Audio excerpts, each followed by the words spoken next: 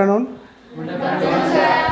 आज 10 अक्टूबर है और आज हम लोग मना रहे हैं विश्व मानसिक स्वास्थ्य दिवस। सबसे पहले ये जानना जरूरी है कि इसकी शुरुआत कब हुई, मालूम है तुम लोग को? 10 अक्टूबर 1992 को world federation of mental health के द्वारा इसकी शुरुआत हुई थी और तब से लेकर प्रत्येक साल 10 अक्टूबर को विश्व मानसिक स्वास्थ्य दिवस मनाया जाता है। और इस साल है 2022 और हर एक साल का अलग अलग थीम होता है।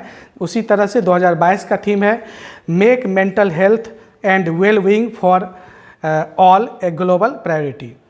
तो हम लोग को ये जानना जरूरी है कि आखिर ये मानसिक स्वास्थ्य है क्या, मानसिक स्वास्थ्य कहते किसको हैं और मानसिक रोग क्या होता है, मानसिक रोग होने का कारण क्या है, उसका लक्षण क्या है, अगर किसी को हो गया तो उसका उपचार क्या हो सकता है, उसका बचाव क्या हो सकता है और मानसिक रोगी का क्या अधिकार है।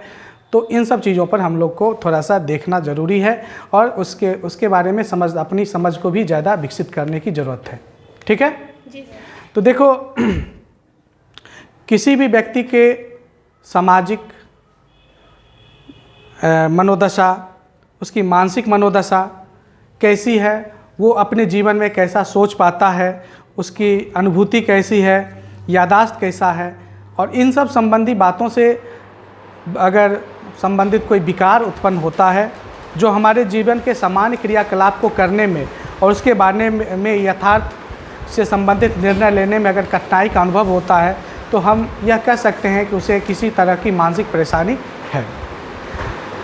इसके कुछ लक्षण हैं, जैसे अगर कोई व्यक्ति मानसिक रोग से पीड़ित है तो वो चिड़चिड़ा स्वभाव का हो जाएगा, उसमें भूलने की आदत होती है, वो हमेशा शक की प्रवृत्ति का रहेगा, उसको मति भ्रम रहता है, उसको ऐसा लगता है काल्पनिक जीवन अच्छा लगने लगता है, वो लंबी चौड़ी बातें करना शुरू करेगा, वो लगेगा कि अभी तुरंत माउंट एवरेस्ट पे चढ़ गया, तुरंत लगता है कि प्रधानमंत्री बन गया, तुरंत लगता है पूरा ये जो भारत का ज़मीन है मेरा ही है। इस तरह से बहुत बड़ा बड़ा गप हाँकना शुरू करता है। वो व्यक्ति में कभी कभी ऐसा भी देखने को मिलता है, जो मानसिक रोगी होता है वो थोड़ा सा हिंसक प्रवृत्ति का हो जाता है, उसमें हिंसा की भावना आने लगती है और कई बार तो ऐसा देखने को मिला है कि वो खुद आत्महत्या करने को भी आबरू हो जाता, वो उसमें ऐसी प्रवृत्ति होने लगती है कि वो चाहता है कि अपनी हत्या वो खुद कर ले, आत्महत्या की भी प्रवृत्ति आने लगती है। जो मानसिक रोगी होता है, चूँकि वो सही गलत का डिसीजन लेने में वो सक्षम नहीं हो पाता है, तो कई बार ऐसा होता है कि वो दूसरे पर भी जानलेवा हमला कर सकता है। वो गुमसुम रहेगा, जिसका मानसिक स्थिति ठीक नहीं है वो क्या रहेगा, गुमसुम रहेगा। कई बार बड़बोलापन रहेगा, बहुत ज़्यादा बोलेगा और उसमें देखना कि भय का हमेशा उसके दिमाग में कहीं ना कहीं भय का बात चलता रहेगा, अनहोनी की बात उसमें उसके अंदर रहेगा, कुछ अनहोनी टाइप का, कुछ डरावना टाइप का रहेगा। तो ये सब उसका समान लक्षण है। तो हमें इन सब लक्षण से अगर मिलता जुलता किसी व्यक्ति में अगर कुछ ऐसा दिखे तो उसे घबराना नहीं है, बल्कि उसके प्रति भी हम लोग को सहानुभूतिपूर्वक बात करना है, उसके साथ भी अच्छे व्यवहार के साथ रहना है। ठीक है ना, क्योंकि वो व्यक्ति खुद अपनी सामान्य स्थिति में नहीं है, इसलिए उसके साथ किसी ढंग का दुर्व्यवहार भी हम लोग को नहीं करना चाहिए। बात आती है कि आखिर ये मानसिक स्थिति ऐसा क्यों हुआ, आखिर उसके जीवन में ऐसी कौन सी परिस्थिति आए जिसके कारण ये मानसिक रोग हुआ। तो इसके बहुत सारे कारण हैं। पहला कारण तो आनुवांशिक हो सकता है वो पीढ़ी दर पीढ़ी माता पिता से वो लक्षण आया हो। दूसरा कारण हो सकता है कुछ परिस्थिति जन्य, मान लो कि किसी व्यक्ति के जीवन में कोई ऐसा दुर्घटना घटा या बाढ़ का समय आया, बाढ़ में उसका सारा ज़मीन जायदाद सब कुछ खत्म हो गया, या ऐसा भूकंप आया जो उसका बहुत सारा संपत्ति का क्षति हो गया, या सोचो कि किसी एक्सीडेंट में दुर्घटना में उसके घर का अपना करीबी आदमी का मौत हो गया। तो ये कुछ परिस्थितियां हैं जिसके कारण उसके दिमाग पर एकाएक ज़्यादा जोर पड़ता है, उसके कारण वो डिप्रेशन में चला गया, मानसिक रूप से अवसादग्रसित हो गया, है ना।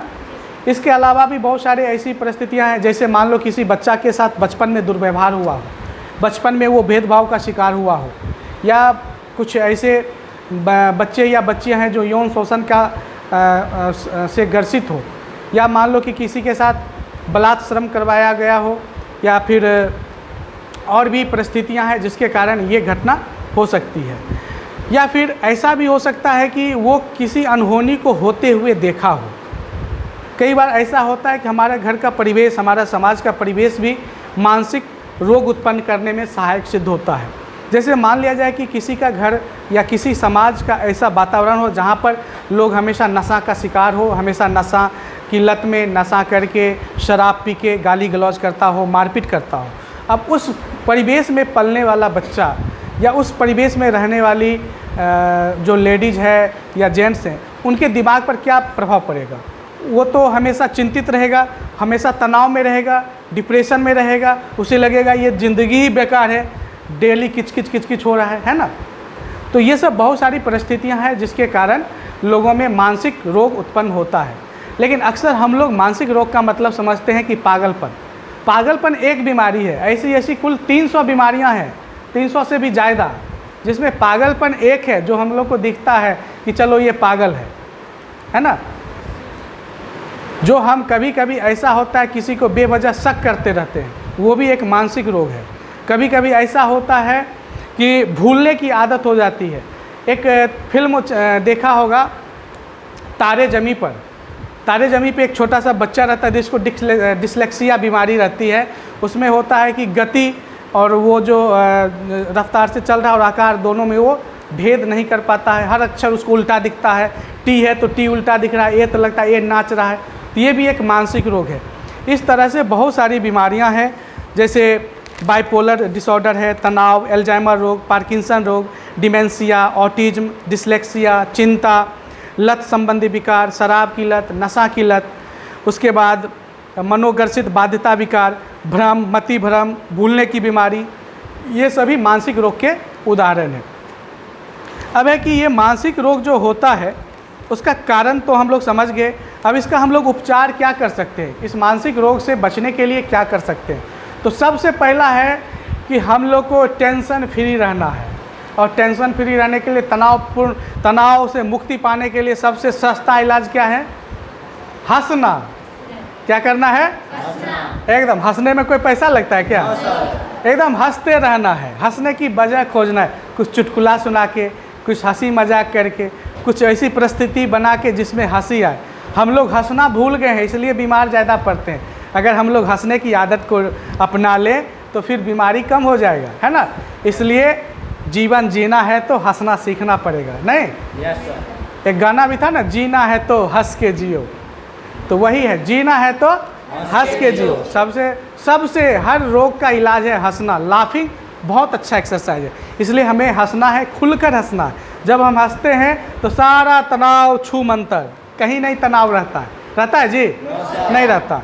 उसके बाद नियमित व्यायाम, योग करना है, व्यायाम करना है, प्राणायाम करना है, जो एक्सरसाइज होता है वो सब करना है। उसके बाद है संगीत, म्यूजिक बहुत बड़ा उपचार है, बहुत बड़ा थेरेपी है।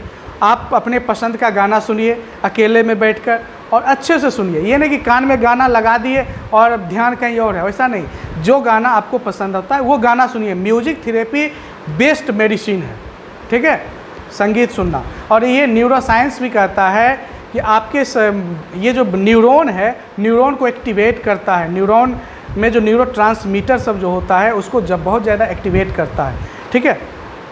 उसके बाद है इसके उपचार में हम लोग क्या कर सकते हैं कि शुरुआती दिन में अगर किसी में ऐसा संकेत कुछ दिखे कि इसमें मानसिक रोग का लक्षण आता है तो तुरंत हमको डॉक्टर से मिलना चाहिए। अक्सर होता है कि लोग उसको दुर्व्यवहार का शिकार बना देता है, उसके साथ दुर्व्यवहार करता है, अलग थलग कर देता है। ऐसा नहीं करना चाहिए, डॉक्टर से मिलना चाहिए और पर्याप्त नींद लेनी चाहिए।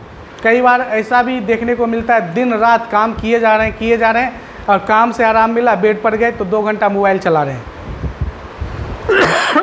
तो ये मोबाइल चलाने से भी, जब आप बेड पर गए तो एकदम अच्छी नींद लीजिए, गहरी नींद लीजिए, और इससे क्या होगा, आपका दिमाग रिलैक्स रहेगा, शरीर पूरा रिलैक्स रहेगा। और आप गहरी नींद जब लेंगे तो पूरा आपका जो शरीर का जो क्रियाकलाप है वो अच्छे से संचालित होगा और आप मानसिक रोगों से दूर रहेंगे। बात समझ में आई? इसके अलावा एक बात हम लोग को भी ये जानकारी होना चाहिए कि भारत सरकार ने भी मानसिक रोगियों के हित में, उनको देखते हुए, उनका केयर करते हुए कानून बनाया है 2017 में मानसिक रोगियों के लिए, और वो है मानसिक स्वास्थ्य देखभाल अधिनियम 2017। उसके तहत ये कहा गया है कि हर एक मानसिक रोगियों का भी ये अपना अधिकार होता है। अब कई बार ऐसा देखते हैं गांव समाज में कि कोई मानसिक रोगी है तो उसको घर से बाहर किसी जगह बैठा देते हैं, रहने के लिए बना देते हैं। खाना का प्लेट है तो चलो पत्तल पे खा के फेंक दो, ऐसा होता है ना।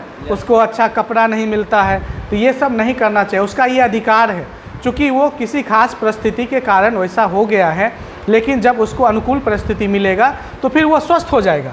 अगर उसका सही से इलाज हो तो वो स्वस्थ हो जाएगा।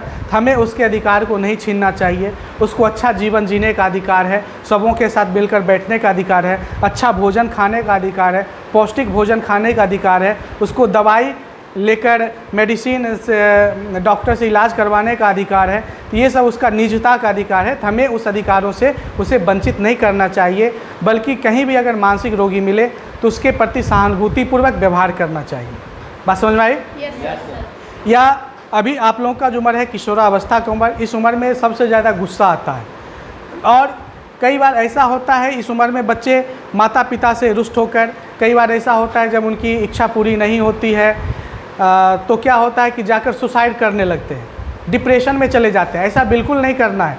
आपको अगर लगे कि हमें तनाव हो रहा है और तनाव हो रहा है, आप डिप्रेशन में जा रहे हैं, उसको मापने का एक ही तरीका है, जो काम आपको पसंद है आप अपने पसंद के काम से हटकर दूर भागना शुरू कर रहे हैं। जैसे किसी को खेलना पसंद है, शाम में क्रिकेट खेलना पसंद है, अब वो क्रिकेट खेलने से कतरा रहा है। उसको दोस्तों से बात करना पसंद था, दोस्तों के बीच रहना पसंद था, अब दोस्तों से कट के रहने लगा। तो ये मतलब है कि उसके व्यवहार में कुछ बदलाव आ रहा है। ऐसी परिस्थिति में क्या करनी चाहिए?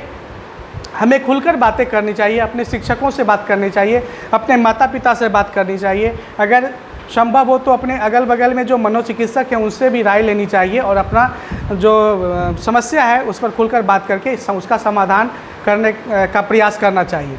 नहीं तो यही समस्या धीरे धीरे इतना प्रगाढ़ हो जाता है कि एक दिन आत्महत्या करने के लिए लोग विवश हो जाता है और कई बच्चे तो आत्महत्या कर भी लेते हैं। अगर आंकड़ों को देखें तो पूरे दुनिया में 40 सेकेंड में एक व्यक्ति आत्महत्या कर रहा है और हर 7 में से एक व्यक्ति मानसिक रोग से पीड़ित है। हर 7वां व्यक्ति मानसिक रोग से पीड़ित है। तो कहेंगे कि फिर से बचे कैसे? तो बचे कैसे? जीवन में सकारात्मक दृष्टिकोण को अपनाना है। बी पॉजिटिव ऑलवेज, हमेशा सकारात्मक सोच रखना है, खुलकर जीना है, हंसते रहना है, मुस्कुराते रहना है और जीवन को एंजॉय करते रहना है। हमें अपना काम आगे बढ़कर करते रहना है, ना तो किसी का आलोचना करना है, किसी के बारे में नकारात्मक सोचना है, ना मन में ईर्ष्या का भाव पालना है, ना किसी के प्रति दुष्टता का भाव अपनाना है। अगर ये सब हम लोग रखेंगे तो फिर हम लोग मानसिक रोगी हो जाएंगे। ठीक है? ऐसा नहीं करना है, बल्कि खुश रहना है, अपना जो काम है करना है, सकारात्मक रंग से जीना है। ठीक है? धन्यवाद।